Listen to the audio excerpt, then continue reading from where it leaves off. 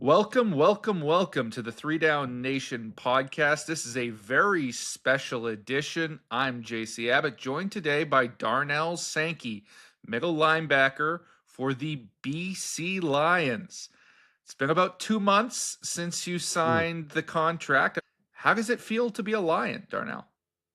It feels amazing. It feels amazing. I just credit the organization for just giving me another opportunity. It just feels good. It feels great. I feel like I'm at home. You were so dominant over the last few seasons in Montreal. A couple of East Division All Star selections, two trips to the Grey Cup, really the heartbeat of that Alouettes defense. Did you see the writing on the wall that your release was coming? Did you know that your time with the organization was reaching its end? Um, it's a hard question. I have nothing but love for the organization. I'm not gonna sit here and like bash them or nothing. Like I had a great time there. They gave me another opportunity to continue playing this game. Um, In terms of did I see the writing on the wall, there were some things that transpired throughout last season, that I kind of felt like, maybe there was something going on in the works. Um, but you know, um, business is business, and when you lead a team to two Grey Cups, I don't think that really anybody would expect that kind of to happen. Three Eastern Finals and two Grey Cups. I mean, I guess the only thing better than that is winning all three Grey Cups, right?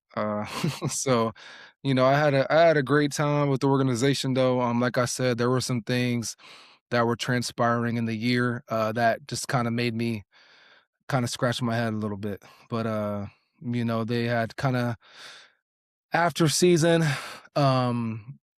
just during just some negotiations, it just kind of felt like something was maybe a little off. And they kind of had told me their plans. Um, and I just said, "Hey, let's go ahead and kind of keep it moving if that's what you're gonna do." And I respect you guys, and they respect me. And I said, if that's kind of the route you guys want to go, then let me go so I can go somewhere else. And they did that. So it's business. So. When you say that there was a few things throughout the year that maybe gave you an inkling or made you scratch your head, what you mean by that? Was that sort of playing time? Maybe guys like Jeffrey Content Arku getting on the field a little bit more? Was it more specific in discussions with coaches or management? No, no. It's never really about uh how do I explain that? I guess it's just kind of a feeling. Hmm. Um, I mean, I'm a pro athlete. This is my 10th year pro. I feel like I kind of know the game.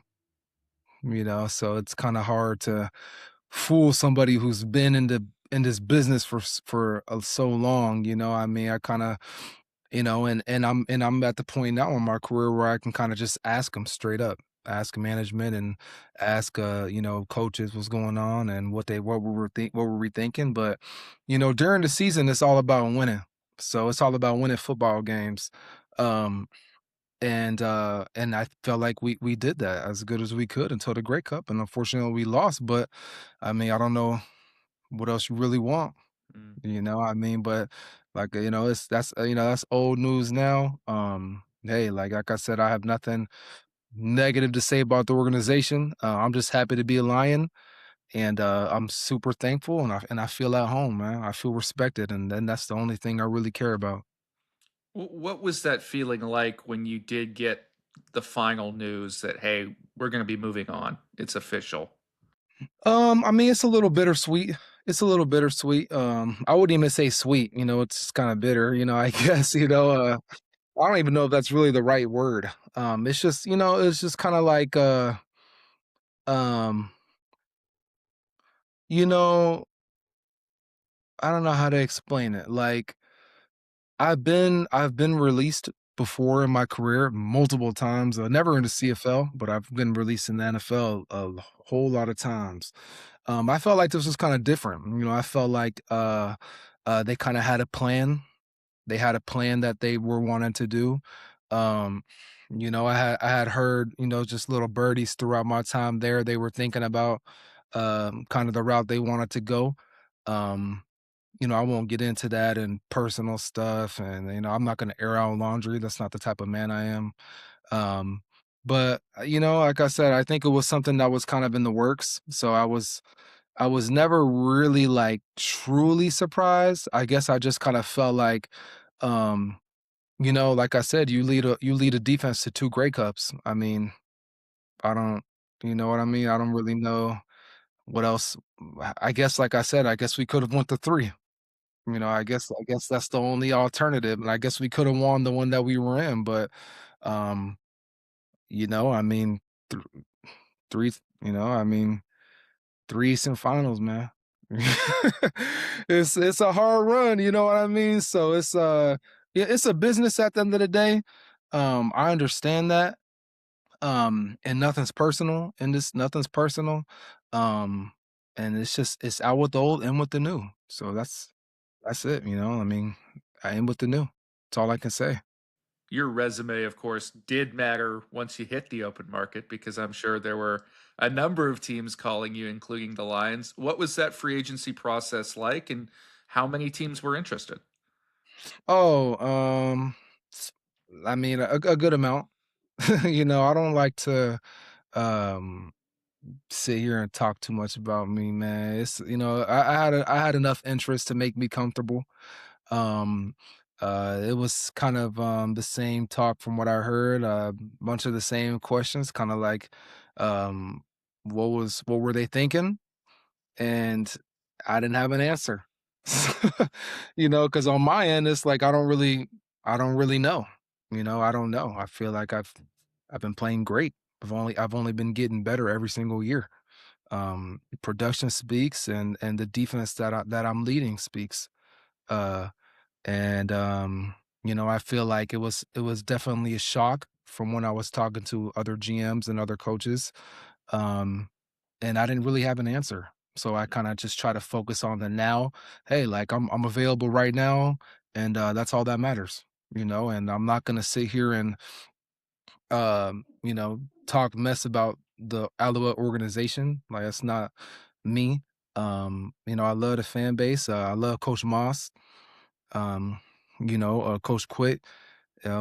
They gave me an opportunity, and we had a great time. We won a Grey Cup.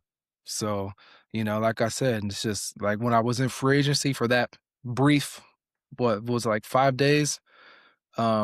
It was really just focusing on the next step. Who I felt like was the best fit for me, which defense I felt like I can come in and do my thing, and which team respected me. Respect is a big thing for me, Mm. so I really wanted to be valued and respected. And I felt like the BC Lion organization definitely was the leader in that, in my opinion. Not to say that organizations didn't respect me. I just feel like my conversations with Riggs and the coaches for the Lions, it definitely like kind of won me over. Mm.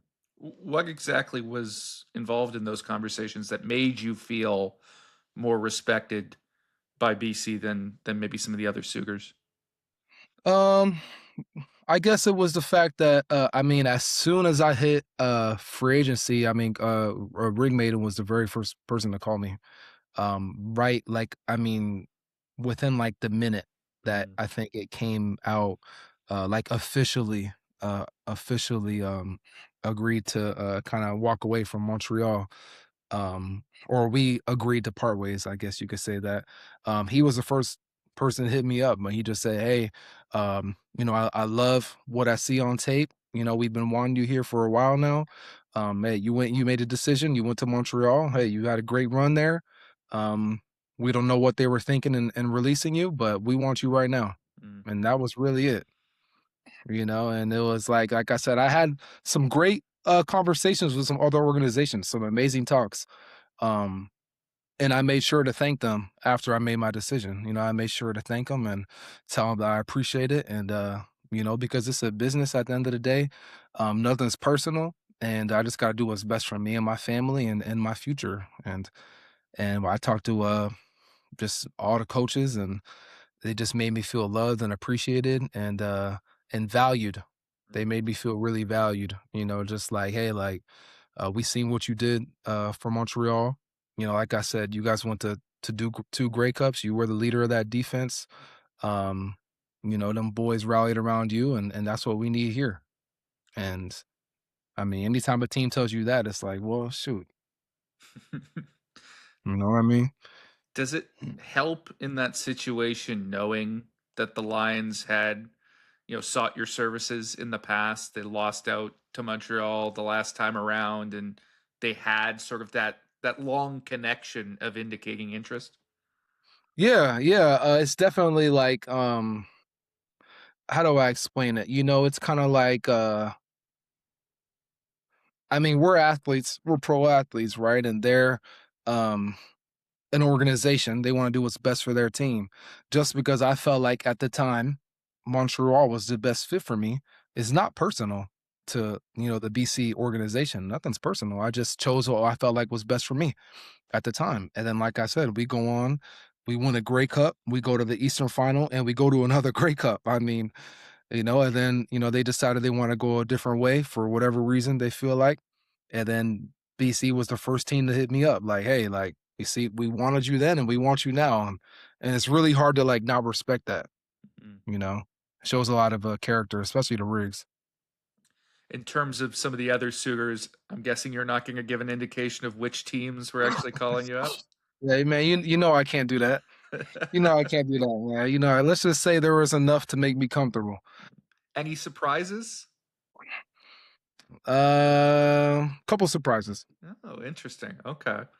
Couple surprise. But like I said, I mean, I hold myself to a high standard. Um, I feel like what I've done shows. So I guess it wasn't really a surprise. I feel like you know I'm the best linebacker out there. I mean that's how I view myself. I mean, I feel like I'm the best. So I feel like it wasn't really a surprise. No, you know. There's been a lot of discussion recently about linebackers in pro football in general, and sort of the changing view of that position. For as long as I can remember, they've been the quarterback of the defense, the most important piece. Now it seems like more and more teams are valuing linebackers a little bit less. Ed Hervey in Edmonton comes out earlier this year and says just outright linebackers are replaceable in his mind. I think you can draw some parallels there to the situation you just experienced in Montreal. As a premier linebacker in this league, what's your defense of the position? Why is it important to have a dominant middle linebacker? I mean, I don't know. In terms of his comments, I know that sparked a lot of outrage when he said that throughout the league. I try to stay out of that stuff, man. I try to stay out of what people think and what he got to say. Hey, he's a GM and he has his opinion. I don't agree. And that's it. We don't have to like really have a debate about it. And in terms of what I kind of just went through in Montreal, like I said, I feel like in regards to that, I feel like they kinda had something they wanted to do for a while now. I think I just made it really hard for them to do it, Mm. So it's like I feel like they kind of already had something in the works and, um, so that's that. And then, in regards to the linebacker position, I mean, you can look at any team that's won a Grey Cup and look at their linebacker core, and you tell me. Mhm. Look at any team that's been to a Grey Cup and won a Grey Cup and tell me how their linebackers play. And I can guarantee that the linebackers aren't at like the Achilles heel. Like you're out there, we're out there, and everybody knows in the league that the middle linebacker is the quarterback. That's not like that doesn't go without saying. And that's not like a surprise. I think in any league, the NFL, the UFL, the CFL, any league, you look at great defenses and you look at their middle linebacker, and then you can tell me about what you think if he's replaceable. I think what the Lions are hoping is that you can bring a little bit of that swagger and aggressiveness from the Alouettes defense over to the Lions defense that maybe they were missing in the last couple of seasons. Uh, how you become that tone setter? How you change the mentality of a unit? That's a really good question. I guess that's why you do your job.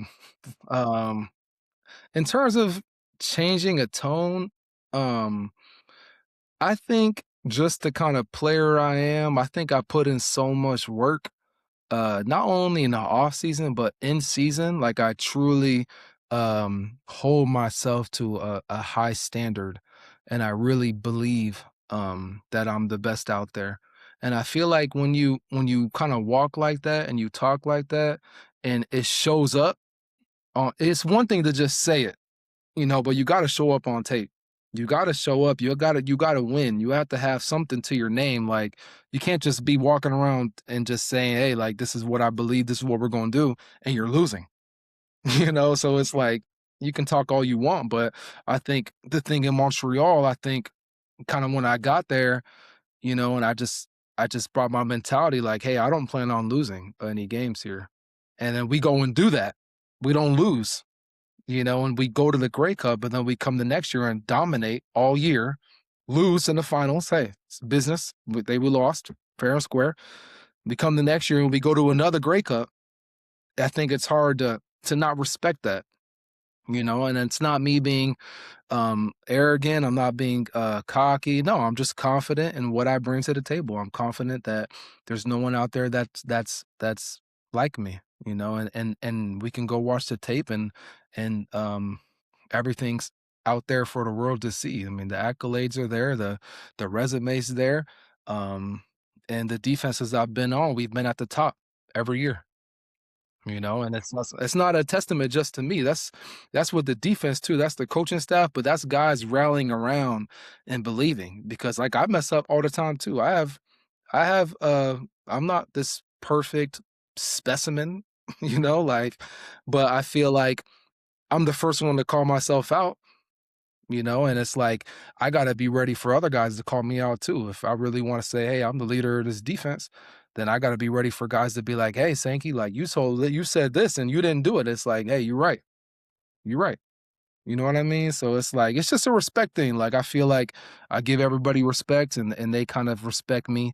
Um, I'm not here to challenge anybody. I'm just here to do what I do and bring what I bring to the table. And I guess that's that swagger that you see. And yeah, I don't plan on being anything but the best defense. I don't plan on us being anything short of number one. Should those of us in the BC media expect some more bold declarations down the line, like you made in Montreal, or is that stage behind you? In terms of bold declarations, I know we're gonna be the best defense. I don't know if you want to consider that bold, but I know we're gonna be the best defense in the CFL. I know that's a thing that we're gonna do. We have the guys. We're bringing in the guys. We got the unit. We got the coaching staff. We got the best quarterback in the CFL. Um, we're here to do our thing, and we're here to bring wins to this organization. And the goal is to win a Grey Cup. Mm. So anything shorter than that is a failure, really, because none of us come to work every single day to lose. I don't come to work every day to not be the best in what I do and lead the best group of guys. So that's my goal. Looking back on your professional career, you're well traveled. This is not the first time that you've had to enter into a new organization. 8 NFL teams to start your career. This is your fourth CFL team. There's a stint in the XFL in there as well. Uh, how you view yourself now as you enter a new organization? Are you still someone who's looking to put down roots, or are you, a mercenary, somebody who's coming in to fix an organization, and then you'll move on to the next thing when it comes? Nah, I wouldn't say I'm a mercenary. I'm not trying to fix anything. I'm trying to just bring what I do and who I am to the organization. And I think that's kind of why they sought me out. I think that's why they wanted me. That Riggs told me straight up he wanted me to come in and lead this defense. And I feel like you wouldn't tell somebody that right away if you didn't believe in them. Mm. and what they do. And I think in terms of being well traveled, yeah, I've had a hell of a career. I've been cut, I think 13 times in the NFL. 8 teams. I mean, I've done it so many different times and ways, and that's what I'm saying. When Montreal kind of made their decision, it wasn't really nothing that I haven't been through, although it was surprising in regards to what I said. In regards to like, people were kind of like, oh well, it's kind of random. It's kind of, but it's like I'm not. It doesn't really shake me, Mm. because like I said, I already been through this 13 times in the NFL. So it doesn't shake me. Like I know what I am, I know what I bring. And I'm prepared to do that with the BC Lions, and uh but no, I wouldn't necessarily say I'm coming in there trying to like fix something damaged. That's not really like the mindset that I have. I'm just coming in there to lead the best defense in the CFL. That's all I want to do. That's all I care about doing. So, I just want to establish us as relentless, tough, high IQ, and anything short of winning is unacceptable in my eyes, so I guess that's what I'm bringing. And I know them boys there are gonna rally around that. Will there be any more juice when you play the Alouettes for the first time, or are you past that point in your career where you're motivated by X teams? Man, I don't care about that. I'm motivated by wins and championships. I don't care, man. It's like I said, I won a great cup with the city. I had a great time there. How it ended is how it ended. It's a business. I don't let that get under my skin anymore. I think when I was younger, obviously you kind of have a little bit of something to say, but I don't care. Like I'm on to the next right now. Like my focus is on the BC Lions Mm. and this team. So I don't even think about that anymore. It's just like when I play them, maybe I'll say something different, But as of right now, I don't even think about that. They're not even until I think mid-year anyway. We got a lot of football to play. We still got almost 3 weeks into three. Well, we got over 3 months until the first preseason game. Like Mm. this, that's not on my mind. My mind right now is getting myself ready to do what I ought to do at the level I got to do it at. That means physically, emotionally, spiritually, and everything. I got to make sure I'm ready to do what I got to do to go handle business with this team. When you look back on your career so far and all those teams, all those stops, all the accolades, do you have any regrets? Things you would do differently now at this stage of your life, that you maybe erred on at that time? Are you asking like some advice I have or Well, a regret, something you would do differently. If you want to portray that as advice to a younger self, I'm sure you could. I guess in regards to regret, I'm a Christian man. I'm God fearing. I feel like everything happens for a reason, and I feel like kind of the way that my road has been, a lot of people wouldn't be able to handle that. Mm. And the Bible says God will never put you through something that you can't handle. So I feel like although my road was a crazy journey and it's still going for however many years left, um, it's like I was able to push through that and persevere. So I feel like I definitely am proud of myself in that way. I've had an amazing support system back home, amazing close group of friends who have always kept me motivated. Um, I guess just when I think about like regret, the only really thing that I think about is like, um, I guess trying to do it someone else's way. Mm. Trying to do it someone else's way, especially in the NFL, I think. I think, it's often when you look up to guys and you try to emulate them in a way rather than just kind of trying to be you. And it's like once I kind of got back to the way I play and who I am, and what I bring and who's Darnell Sankey, the type of player that Darnell is, I feel like my career skyrocketed, Mm. because it's like I play a certain way and I am a certain way and I act a certain way. And it's like I tried to get away from that and it didn't really do what felt like it needed.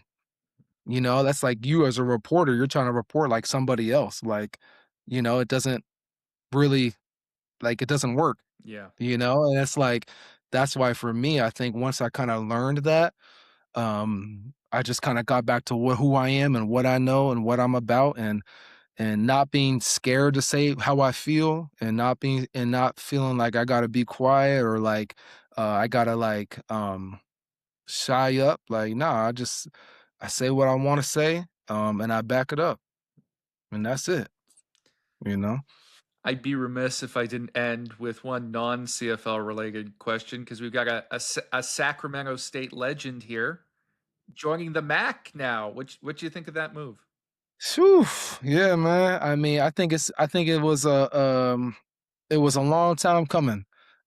A long time coming for Sac State, and I got nothing but love for Sacramento State. They're the only team that actually offered me a scholarship. So, I mean, I have nothing but love for the organization. I'm super happy that they decided to do that. And I feel like it was a long time coming. I know everybody else is gonna look at the money and it's like they think that the school is losing, in like the long term, and due to like the money and the travel but it's like, man, that school has been, that's been meaning to happen for so long and they deserve it. And now it's just about they just gotta go prove why they belong. You gotta go prove why you belong there now. So that's I'm gonna be rooting for them boys. Thanks for doing this, Darnell. This was a wonderful conversation, and we'll chat more as we get closer to the season and into training camp. Thanks for coming on. Oh yeah. I appreciate you.